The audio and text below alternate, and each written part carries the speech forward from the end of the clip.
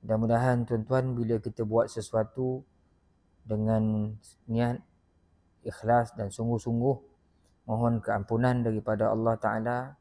Mudah-mudahan Allah Subhanahu Wa Ta'ala melihat kita dengan pandangan ihsannya. Maka diampunkan segala kesalahan kita, insya-Allah. Ditunjukkan kita pada jalan kebaikan. Mudah-mudahan, insya-Allah. Allahumma amin. Di malam ni tuan-tuan kita sambung kembali kuliah tafsir kita. Masih lagi dalam surah Syams. Tuan-tuan tengok muka surat yang ke-123. Oh, tak kuat. Oh, macam tu pula. Allah Akbar. Dengar. Cubaan 1, 2, 3. Saut tajribah. Wahid. Itnin. Talatah. Kita mula tuan-tuan pada ayat yang ke-5. Muka surat 123. InsyaAllah. Surah Syams. A'udzu billahi minasyaitonir rajim. Bismillahirrahmanirrahim.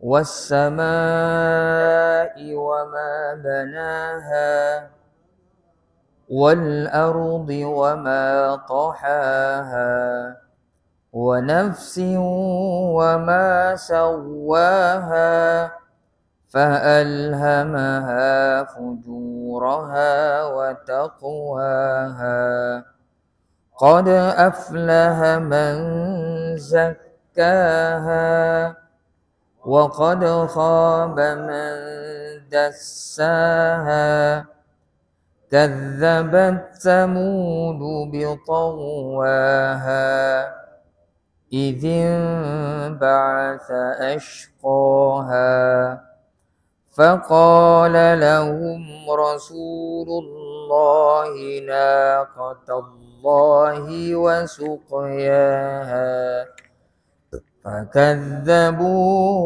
فعقروها فدمدم عليهم ربهم بذنبهم فسواها ولا يخاف عقباها صدق الله العظيم.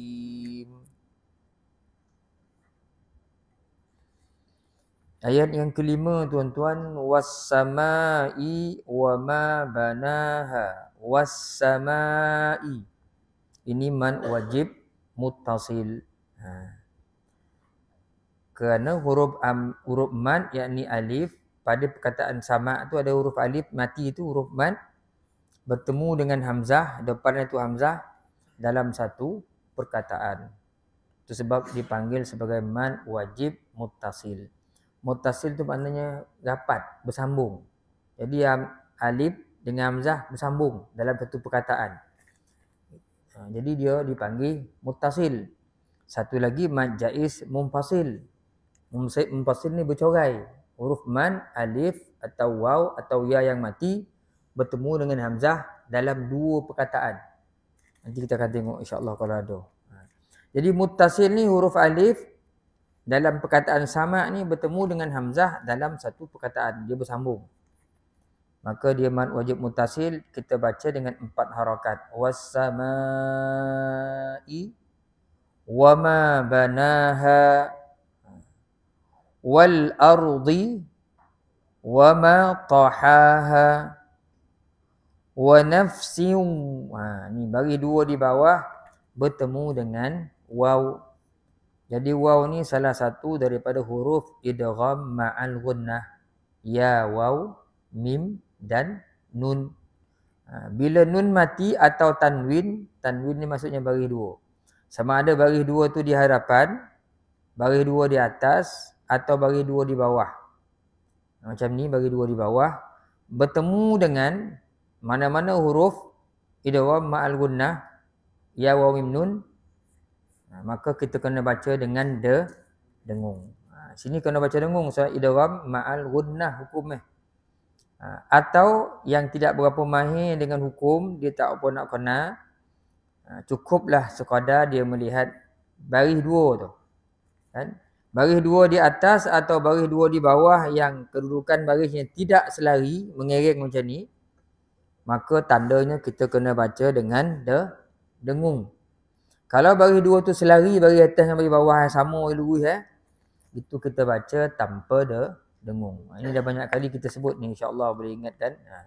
Jadi di sini dengung wa nafsin wa ma sawwaha. Maka tuan-tuan jadilah bacaan yang lebih kurang bunyi dia. A'udzu billahi minasyaitonir rajim. Was-samaa'i wa ma banaha. Wal ardi wa ma tahaha. Wa nafsin wa ma sawwaha. Sadaqallahul azim. Itu sedikit dari sudut ilmu tajwid. Hendaknya tuan-tuan kita hari demi hari kita perbaikilah hukum tajwid ni sikit-sikit berdasarkan kemampuan kita. Jangan pula fikir saya tajwid tak betul Ustaz, kalau baca berdosa ya, tak payah baca tu. Yang itu faham macam tu salah. Kita kena baca sambil kita niat untuk belajar, untuk memperbaiki diri, untuk memfasihkan sebutan, di samping membetulkan, mencantikkan lagi bacaan dari sudut panjang, pendek, dengung, tak dengung kan. InsyaAllah ada keberkatannya kehidupan kita. Ketentuan. Kita tengok pula dari sudut tafsirnya. Dan langit serta Tuhan yang membina bangunannya. Jadi tuan-tuan tengok daripada ayat pertama tu, semua mula dengan waw. Waw, wasyamsi, wal qamari. Dulu kita dah sebut, kalau mula dengan huruf waw, lepas tu perkataan tu bagi bawah. Biasanya itu lafaz sumpah. Dia biasa depan-depan surah. Wasyamsi, wal qamari, semua bagi bawah tu. Wan nahari, wal laili, sampailah wasama. Ini masih lagi ni bahan-bahan sumpah. Allah Ta'ala menggunakan makhluknya sebagai bahan sumpah. Demi matahari ayat pertama, demi bulan ayat kedua, ayat ketiga demi siang, ayat keempat demi malam, sampai ayat kelima. Was-samaa'i wa ma banaha, demi langit dan demi langit serta Tuhan yang membina bangunannya. Wal ardi wa ma tahaha, dan demi bumi serta Tuhan yang menghamparkannya. Wa nafsin wa ma sawwaha, dan juga demi jiwa serta Tuhan yang menyempurnakannya, yakni terciptanya. Yakni Allah bersumpah dengan langit yang amat kukuh bangunannya dan dibina tanpa tiang. Lafaz ma wa ma, lepas wasama'i wa ma tu isim mausul. Di sini dimaknakan man.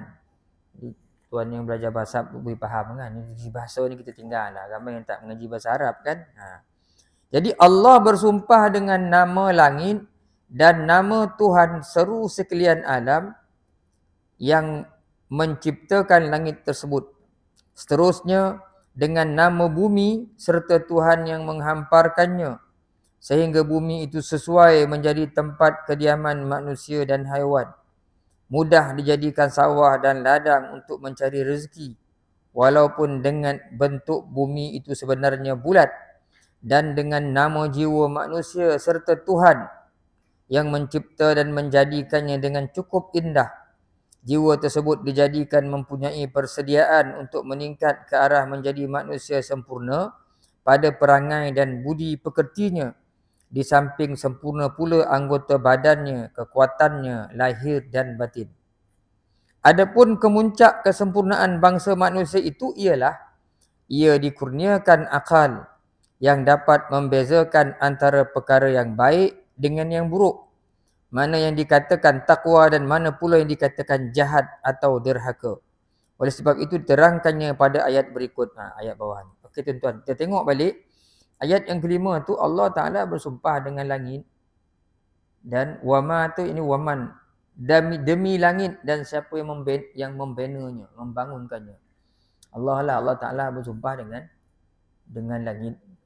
Kata Imam Qutubi kat sini,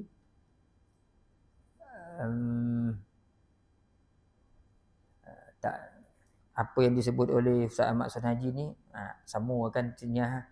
wa man bana was sama'i wa ma banaha, dan demi langit dan wa ma tu maksudnya waman, ni demi langit dan yang membenanya. Allah lah maksud dia. Allah suruh kita bersumpah dengan 3 perkara ni. Dengan bumi, bukan Allah Ta'ala bersumpah. Allah Ta'ala bersumpah dengan 3 perkara ni supaya kita melihat, memperhatikan. Jadi bila sesuatu tu Allah Ta'ala jadikan bahan sumpahnya, maknanya sesuatu tu kita kena perhatikan. Adalah kelebihan-kelebihan ni. Jadi bila Allah Ta'ala bersumpah dengan sesuatu tu, sebenarnya nak suruh kita pandang, memerhati perkara-perkara tu. Ada kaitan dengan kehidupan kita. Kemudian kalau dilihat, mudah-mudahan bertambah keimanan kita. Sebab itu Allah Ta'ala bersumpah dengan perkara-perkara besar. Dengan matahari, dengan bulan, siang, malam. Ini semua makhluk-makhluk hebat yang sentiasa ada bersama manusia dalam kehidupan dia. Termasuk langit yang Tuhan ciptakan ini. Sampai ke hari ini orang mengkaji langit ni tak habis-habis. Kan? Katanya bertingkat, kita pun tak nampak tingkat 1, tingkat 2 kat mana. 7 lapis. Kemudian bumi, Allah Ta'ala bersumpah dengan bumi yang kita diami sekarang ni, tuan-tuan dan puan-puan. Walaupun air lebih banyak daripada daratan, tapi kita tak rasa bergoncang-goncang kerana Allah Ta'ala pasak dengan gunung ganang. Wa alqa fil ardi rawasiya an tamida bikum. Letak pasak kuat-kuat. Jadi taklah bergogar bumi ni. Kok bergoncang air pun bumi ni macam tu je. Dan kita duduk di atas muka bumi ni dengan beratapkan langit. 2 makhluk besar ni cukup besar peranannya dalam kehidupan kita. Dia saling ada kaitan. Bulan, matahari, bintang dengan yang ada kat bawah ni. Angin, kitaran air kan, ombak, pasang surut. Macam mana Allah Ta'ala cipta semua-semua ni. Allah Ta'ala bersumpah dengan makhluk ni. Dan juga Allah bersumpah dengan jiwa. Dengan jiwa kita. Dengan, kalau di sini disebut jiwa di sini, roh kita, diri kita ni. Yang ada ni. Jasad maknawi, jasad batin yang ada ni, jiwa. Yang cukup unik, yang kita nak fikirkan tak terfikir di akal kita. Kalau kita tengok yang luar ni kita boleh ceritalah. Kan? Tapi bila tengok yang dalam ni kita pun susah kita nak bahasan. Yang ada ni. Pergerakan-pergerakan yang di luar ni semuanya tercetus daripada dalam. Kan? Orang kata semua hati tu adalah raja kepada segala-galanya. Korek badan kita ni ada hati sekotul tu. Hati macam hati lembu, sekotul darah. Macam mana dia boleh ngarah kita tu? Bukan hati yang itu. Hati yang ada dalam hati tu. Unik, susah kita nak bincang. Dalam hati tu ada hati. Hati maknawi. Itulah yang segala-galanya. Itulah yang merasa susah bila susah. Itulah yang merasa senang bila senang. Itulah yang rasa sakit. Itulah yang rasa bahagia. Itulah yang marah. Itulah yang sabar. Itulah yang berkendak. Segala-galanya itulah yang itulah. Siapakah yang menciptakannya? Allah. Yang mencipta jiwa manusia. Kan kata, saya ingat lagi. Dulu Dr. mantan Menteri Agama kan, Dr. Zulkifli. Dalam satu kuliah dia. Dia kata ruh ni bila Allah Ta'ala cipta kan, dia tak ada apa-apa. Beratus tahun lebih awal daripada jasad. Dia tak boleh ke mana-mana, dia tak boleh bergerak, dia tak boleh minum, dia tak boleh megang. Kan? Sehinggalah Allah Ta'ala beri dia jasad. Dan dia buat perjanjian dengan Allah. Seketika sebelum keluar ke alam dunia, di alam rahim, kan? Di azali Allah Ta'ala dah tanya dia dah. Alastu bi rabbikum, aku ni Tuhan kamu tak? Mereka jawab, qalu bala wa rabbina, betul engkau Tuhan kami, bahkan ya Allah. Dengan maksud akan menjadi makhluk yang taat. Manusia pun keluar atas muka bumi ni. Ada sebahagiannya masih lagi ingat sumpahnya dengan Allah Ta'ala. Tapi kebanyakannya lupa. Masing-masing hidup dengan mengikut hawa nafsu. Lupa janji dia dengan Allah Ta'ala. Jadi Allah Ta'ala bersumpah dengan jiwa tu. Wa nafsi wa ma sawwaha. Dan jiwa serta Tuhan yang menyempurnakannya, penciptaannya. Kemudian fa'alhamaha fujuraha wa taqwaha. Maka Allah mengilhamkan kepada jiwa itu jalan yang salah dan yang benar. Apa maksud dari situ tuan-tuan? Kat sini kita tengok dekat muka surat 124, yakni jiwa manusia itu diperkenankan oleh Allah dengan perkara yang salah sebagai orang fasik dan dengan perkara yang benar sebagai orang bertakwa. Jiwa ni Allah Ta'ala konan dia. Kalau ikut dalam tafsir Qutubi ni, berdasarkan Imam Qutubi sebut, iaitu arrafaha tariqal fujur wat taqwa. Allah Ta'ala konan jiwa ni jalan kejahatan dengan jalan takwa. Kita konan mana jalan takwa, mana jalan kejahatan. Para mufassirin mengatakan Allah bersumpah dengan menyebutkan 7 macam makhluk.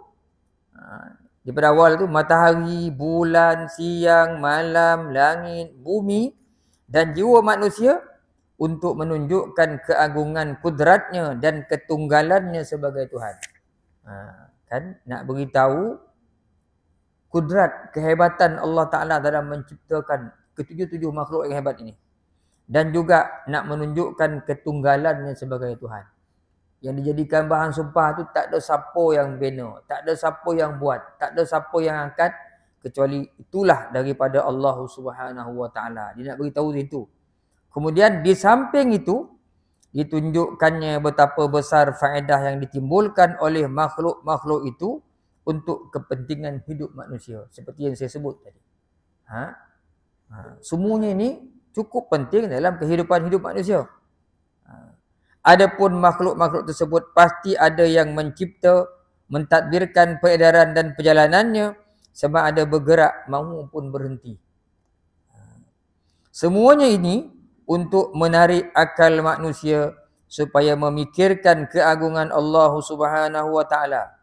Sumpahnya ini bertujuan untuk menguatkan bahawa sesungguhnya manusia akan beruntung kalau dia dapat mensucikan jiwanya dengan mentaati Allah dari dicemari oleh perbuatan maksiat dan dosa. Dan sesungguhnya rugilah orang yang mengotori jiwanya lantaran bersifat kufur dan derhaka yang akan membawanya ke lembah kebinasaan. Sesungguhnya siapa yang menuruti kemahuan hawa nafsunya dan menderhakai perintah Tuhannya, terkeluarlah dia dari kalangan orang yang dikira berakal dan termasuklah ke dalam kumpulan orang jahil lagi bebal. Kata Ustaz Ahmad Sunnah Haji. Kita kembali ke ayat 8. Fa'alhamaha fujuraha wa taqwaha. Allah Ta'ala bersumpah dengan 7 makhluk hebat tu. Kemudian Allah Ta'ala sumpah yang akhir sekali dengan jiwa. Dan Allah Ta'ala yang cipta jiwa tu kenalkan jiwa kita tu dengan 2 perkara. Jalan baik dengan jalan buruk. Sebelum tu Allah Ta'ala sumpah dengan 7 perkara tu. Supaya apa? Manusia melihat. Manusia memikirkan. Ni tak ada Tuhan yang buat langit ni. Tak ada Allah Ta'ala yang cipta matahari ni. 7 makhluk hebat ni. Yang banyak memberikan keselesaan dalam kehidupan hidup kita ni. 7 makhluk ni. Seolah Allah Ta'ala nak beritahu apa? Dan yang buat. Dia yang cipta. Kau tengok hebat tak? Akhir sekali Allah Ta'ala nak supaya apa? Akhirnya bila kita memerhati 7 perkara ni, tunduk kita pada Allah Ta'ala. Kita mencari, jiwa kita kenal kepada jalan-jalan yang membawa kepada ketakwaan. Takut kita dengan Allah Ta'ala. Kita tinggalkan jalan-jalan maksiat. Jalan-jalan maksiat. Jalan-jalan keburukan. Itu kehendak. Mudah-mudahan begitulah keadaannya, kata Ustaz Ahmad Sunnah Haji di sini. Dan dalam tafsir Qutubi ni, ayat fa'alhamaha, ilham tu maksudnya arrafaha, Allah Ta'ala kenalkan jalan kebaikan dan jalan keburukan. Dan disebut di sini Nabi SAW, riwayat daripada Abi Hurairah radhiyallahu anhu, kata dia Nabi SAW bila sampai ayat ni fa'alhamaha fujuraha wa taqwaha, Nabi akan doa mati, Allahumma ati nafsi taqwaha wa zakkiha anta khairun man zakkaha anta waliyuha wa maulaha. Dia sampai ayat fa'alhamaha fujuraha wa taqwaha ni, ambil doa Allahumma ati nafsi taqwaha. Ya Allah, ya Tuhanku, berilah, kurniakanlah jiwa aku ni nafsi taqwaha, ketakwaan. Maknanya ya Allah, kau jadikan jiwa aku ni jiwa yang bertakwa. Wa zakkiha anta khairu man zakkaha. Kau bersihkanlah jiwa aku ni ya Allah, kerana engkaulah sebaik-baik yang membersihkannya. Anta waliyuha wa maulaha. Engkaulah pemeliharanya, pembimbingnya. Engkaulah yang memelihara. Engkaulah wali, engkaulah yang menjaga, engkaulah yang memeliharanya ya Allah. Sebab tu ya Allah, jagalah hati. Allah Ta'ala, Rasulullah bila sampai ayat ni, dia mohon Allah Ta'ala supaya menjaga jiwanya, hati yang ada ni. Sebab apa tuan-tuan? Itulah segala-galanya. Manusia yang sebenarnya adalah hatinya. Kalau pembongih itu, itulah hati itu, hati pembongih itu. Kalau seorang penyabar, itulah hati orang yang sabar. Tuan-tuan. Kalau kita sakit kat luar tuan-tuan, sakit tangan, kan, minyak kuning je. Sakit kaki, luar je sakit. Kan, kaki sakit, kaki sakit. Kalau tangan sakit, tangan je sakit. Kecuali sakit gigi tak, semua tu badan sakit. Tapi kalau hati ni sakit tuan-tuan, bila hati sakit, dia akan menyebabkan sakit tu barah tu membarah sampai keluar. Kalau hati tu bersih tu merebak sampai ke anggota. Tapi kalau hati tu buruk, dia merebak keluar pula. Kerana keburukan hati tu, yang hilang ketakwaannya, hati yang hilang takwa tu nanti, tangan ni boleh melampang orang, tangan ni boleh mencuri, tangan ni boleh numbuk, macam-macam tangan ni. Kaki boleh sepak, kaki boleh menuju ke tempat-tempat yang tak sesuai untuk kita tuju. Akal ni mikir tak betul. Badan ni ke arah lain pergi. Mulut ni boleh minum benda-benda yang memabukkan. Mata ni pandang benda-benda yang mengharamkan. Telinga suka dengan umpatan orang. Sebab apa? Datang daripada dalam. Kalau hati hati hilang ketakwaan. Sebab itu Rasulullah sebut kan, hati ni tempat pandangan Allah. Sebab itu bila sampai ayat ni, Rasulullah doa, ya Allah ya Tuhanku, berikanlah hati aku ni ketakwaan. Bila hati kita baik tuan-tuan, bolehlah tangan ni memegang Quran, bolehlah tangan ni memegang tasbih, bolehlah tangan ni menghulu sebahagian harta ke orang yang memerlukan, bolehlah mulut ni istighfar, bolehlah mulut ni baca Quran, kan? Bolehlah kaki ni melangkah masjid surau bila hati baik. Bila hati buruk, kita tak ke mana-mana tuan-tuan. Pentingnya hati. Maka Rasulullah ajar doa ni, Allahumma ati nafsi taqwaha wa zakkiha anta khairu man zakkaha anta waliyuha wa maulaha. Sampai ayat fa'alhamaha fujuraha wa taqwaha. Itu disebut dalam tafsir Al-Qurtubi ni. Kemudian qad aflaha man zakkaha. Sesungguhnya beruntunglah orang yang mensucikan jiwa itu. Wa qad khaba man dassaha, dan sesungguhnya merugilah orang yang mengotorinya. Kata Imam Qurtubi kat sini, qad aflaha man zakkaha, inilah jawab kepada sumpah-sumpah Allah Taala. Demi matahari, demi itu, macam-macam demi. Sebenarnya Allah Taala nak beritahu apa? Dia nak beritahu qad aflaha man zakkaha. Sumpah ni nak menarik perhatian kita. Apa sebenarnya yang Allah Ta'ala nak beritahu? Qad aflaha man zakkaha. Maka berjayalah, beroleh keuntunganlah orang-orang yang mensucikan jiwa. Wa qad khaba man dassaha, dan sesungguhnya merugilah orang-orang yang mengotorinya. Orang tuan-tuan puan, dia boleh taat pada Allah Ta'ala tu kerana hati dia. Dan orang boleh maksiat kepada Allah Ta'ala pun juga kerana hati. Kan? Orang rajin untuk buat perkara-perkara ketaatan dengan sebab hatinya. Orang malih pun dengan sebab hati dia. Jadi Allah Ta'ala sebut beruntunglah orang yang menyucikan jiwanya. Kita, hati kita ni, tuan, jiwa kita ni, dia sama juga macam apa ni, tubuh maknawi kita, tubuh batin kita, keperluannya sama juga. Dia ada keperluan. Selagi dia makhluk, dia pasti berkehendak kepada yang lain. Itu sunnatullah. Yang namanya makhluk ni, dia mesti berkehendak kepada benda-benda lain. Yang tak berkehendak ni Allah Ta'ala je. Dia tak berkehendak. Tapi makhluk yang muka bumi ni, dia pasti berkehendak. Dan satu unit memerlukan unit yang lain. Satu unit dalam muka bumi ni, dia perlu kepada unit yang lain. Nak menunjukkan dia kebergantungannya pada benda lain. Dia tak boleh hidup seorang-seorang. Yang qiyamuhu binafsihi ni Allah Ta'ala je. Dia tak perlu siapa-siapa pun. Kita ada ke tak ada, harus kita ni ada. Bumi tak ada ke Allah Ta'ala tu tetap ada. Dan jadi keperluannya sama.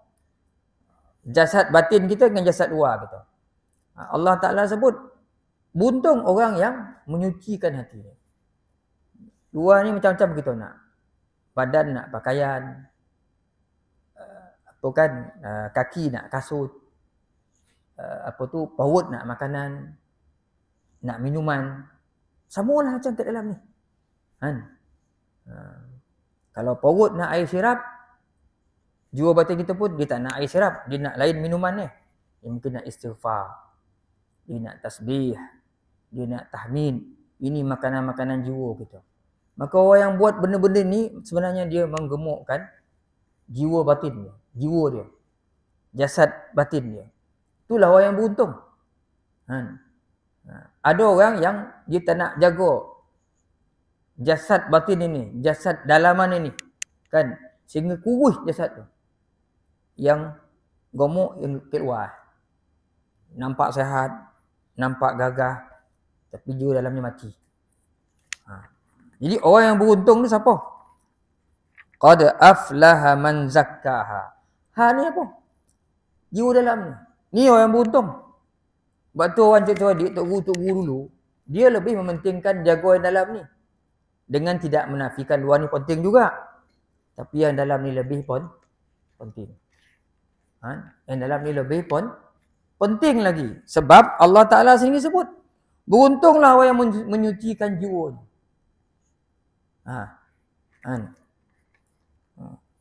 Kalau orang tu koring je, tapi hati dia nyabar, lemah lembut, apa lagi, pemaaf, dengan orang gagah, sikit-sikit ada losang orang, sikit-sikit ada lempang orang, gagah mana baik. Salah sikit dia dikitai, salah sikit dikitai orang tu. Dengan orang koring, penyabar. Kan, tentulah yang ni. Yang untung ni, yang membersihkan jiwanya. Dan rugilah siapa yang mengotorkan jiwanya. Sebab segala tindakan, perbuatan zahir ni keluar daripada dalam hati kita. Jadi gomokan jasad dalam ni kena gomokan. Kena sihat. Kena bagi dia makan, kena bagi dia minuman, kena bagi keperluan dia, sehingga akhirnya dia membesar, subur dengan baik. Dan bila dia membesar dengan baik, insya-Allah yang zahir-zahir ni pun akan jadi baik. Inilah maksud ayat qad aflaha man zakkaha wa qad khaba man dassaha. Sebab tu guru pondok apa semua kan. Dia banyak puasa daripada makan lagi. Sebab puasa itu sebenarnya memberi makan jasad yang dalam ni. Tak puasa tu dalam istilah, dalam perkataan orang Melayu menterah lah. Sebenarnya bagi jasad luar ni makan. Kita makan lah banyak orang pun makan itu putu mayam apa semua esok jadi baju lah. Itu makanan untuk jasad luar. Tapi jasad dalam ni, puasa tu itu untuk batin kita. Puasa tu untuk batin kita. Sebab tu guru-guru banyak puasa. Nabi sebulan tu confirm Isnin Khamis puasa. Kemudian puasa pada 3 hari bulan Hijriah kan, 3 boleh, 4 boleh, 5 boleh. Isnin Khamis, 3 boleh, 4 boleh, 5 boleh. Sebulan 2, 4, 6, 8 hari, campur 3 hari, seboleh hari puasa.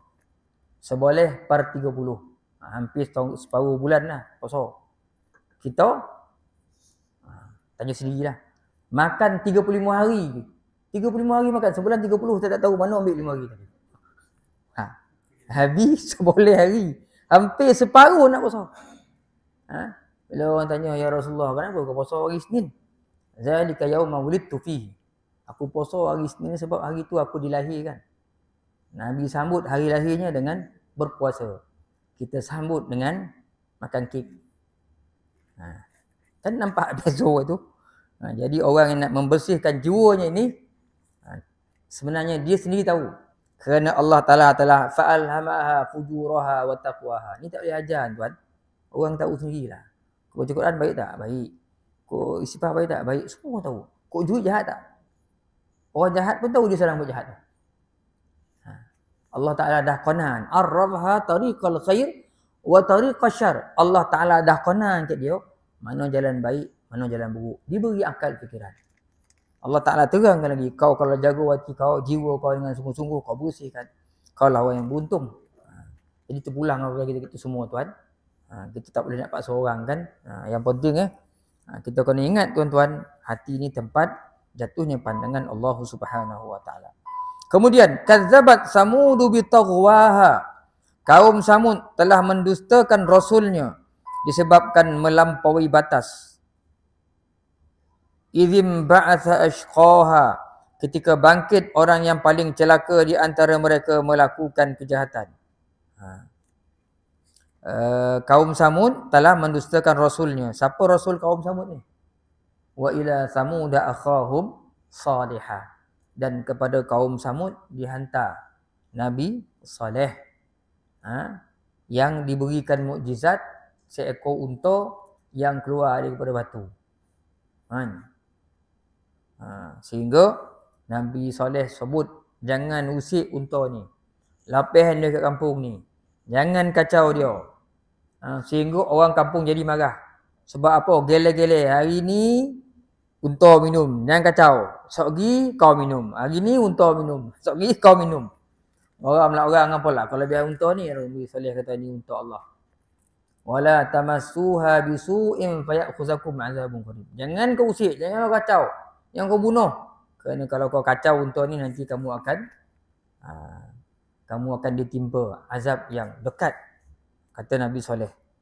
Kan apa yang dilakukan oleh orang Nabi Saleh ni, kaum dia ni. Idzim ba'atha ashqaha. Ketika bangkit orang yang paling celaka di antara mereka melakukan kejahatan. Ada pula sebahagian daripada orang kaumnya yang menghasut orang lain untuk bunuh unta tu. Kan? Untuk bunuh unta tu. Supaya menyembelih unta tu. Kalau di sini disebut nama dia wa ismuhu Qadar bin Salaf. Qadar bin Salaf nama orang tu. Dihasut orang supaya bunuh unta tu, supaya sembelih unta tu. Supaya disembelih unta tu. Lelaki ni pula, kata Rasulullah SAW, orang lelaki ni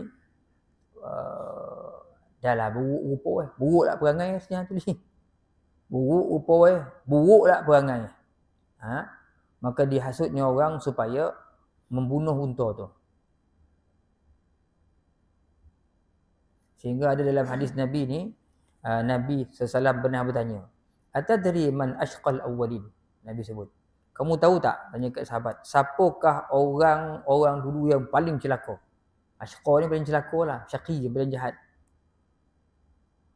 Maka Sayyidina Ali tu, Rasulullah tanya Sayyidina Ali. Sayyidina Ali jawab, qultu Allahu wa rasuluhu a'lam. Allah dan Rasulnya yang tahu. Kemudian Nabi jawab, qala aqirun naqah. Orang yang paling jahat dulu-dulu iaitu orang yang menyembelih unta Allah Subhanahu Wa Taala. Orang yang menyembelih unta. Kemudian Nabi tanya Sayyidina Ali, atadri man ashqal akharin? Kau tahu tak, siapakah orang yang paling celaka sekali di kalangan umat akhir ni? Sayyidina Ali kata, qultu Allahu wa rasuluhu a'lam. Allah dan Rasul tahu ya Rasulullah, aku tak tahu. Nabi sebut qatiluka. Orang yang paling celaka di akhir zaman ni adalah orang yang bunuh kau.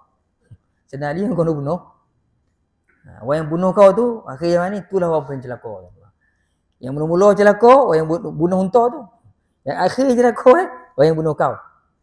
Jangan senali kan, nak kena bunuh apa Rasulullah kata orang yang bunuh kau tu itulah orang yang celaka di akhir zaman.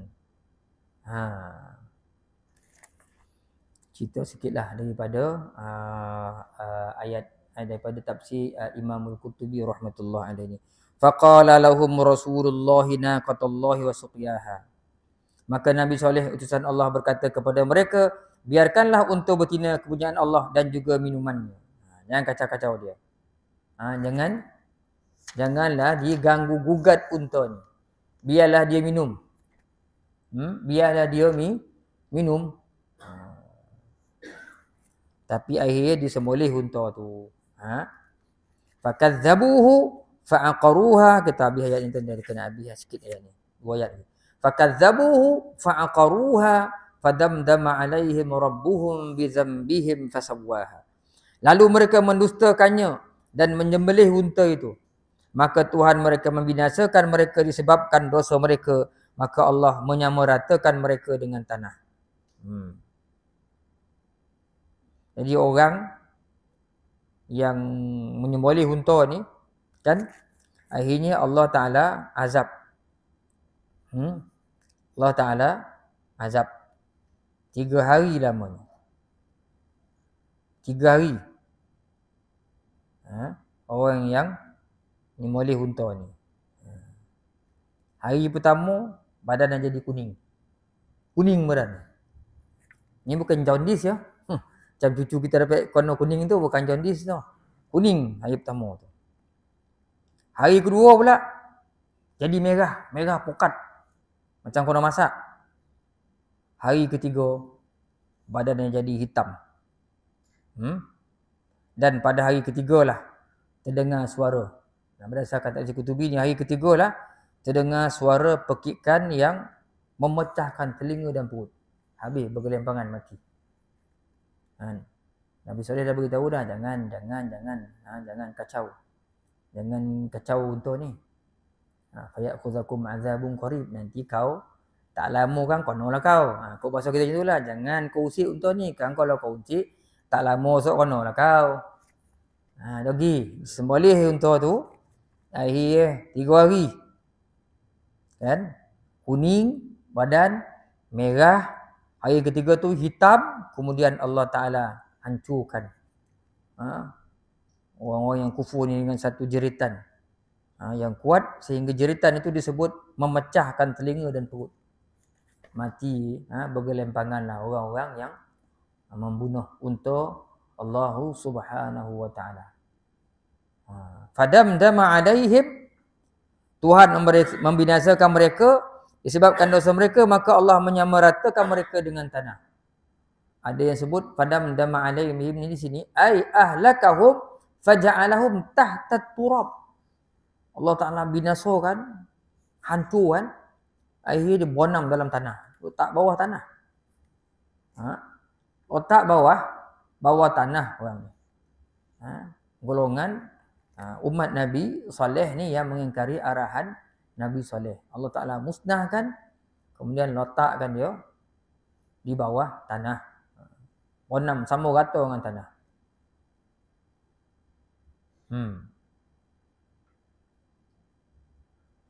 Sehingga disebutkan ayat fasawwaha, Allah menyamaratakan mereka.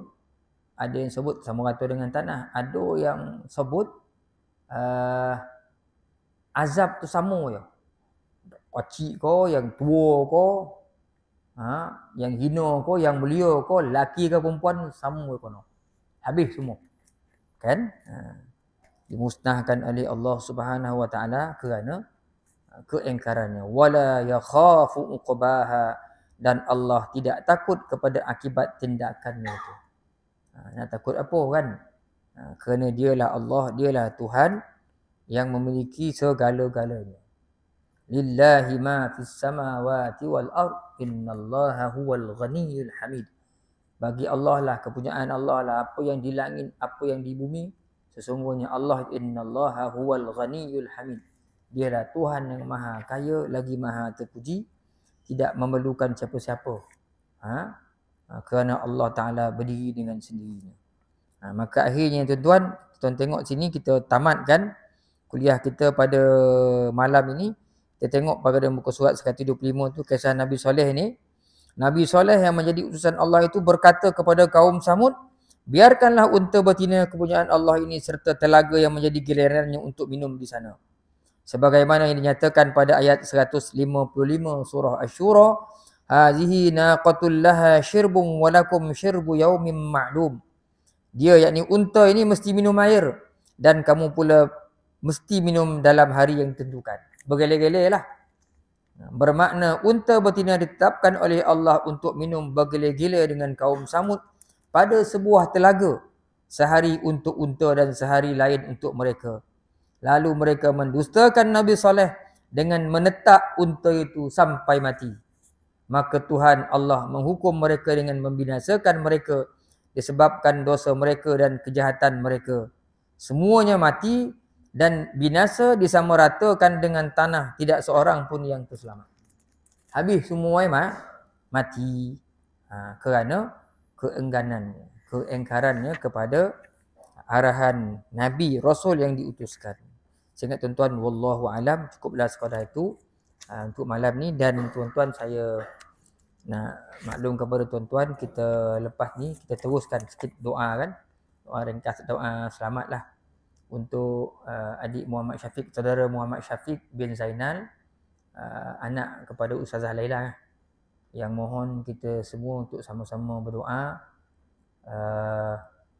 kerana anak beliau akan menjalani pembedahan batu karang lah di Hospital Selayang besok. Jadi kita pukul 2 petang. Batu karang dalam empedu tuan-tuan. Jadi kita sama-sama doa saudara kita ni mudah-mudahan memudahkan segala urusan. Allah Subhanahu Wa Taala memberikan kepadanya kesembuhan. Kita diberikan kepadanya kesabaran. Dan kita mohon pada Allah mudah-mudahan kita yang sihat ni, mudah-mudahan jangan hendaknya Allah Ta'ala uji dengan penyakit-penyakit yang mungkin menjadikan kita semakin lemah jiwa ibadat kita, kerana kita bukan orang yang kuat. Jadi kepada sahabat-sahabat, saudara-saudara kita yang diuji oleh Allah ni, kita mohon pada Allah mudah-mudahan Allah Ta'ala beri dia kesabaran dan mudah-mudahan dipermudahkan urusan pembedahannya pada esok pagilah, esok petang, mudah-mudahan insya-Allah.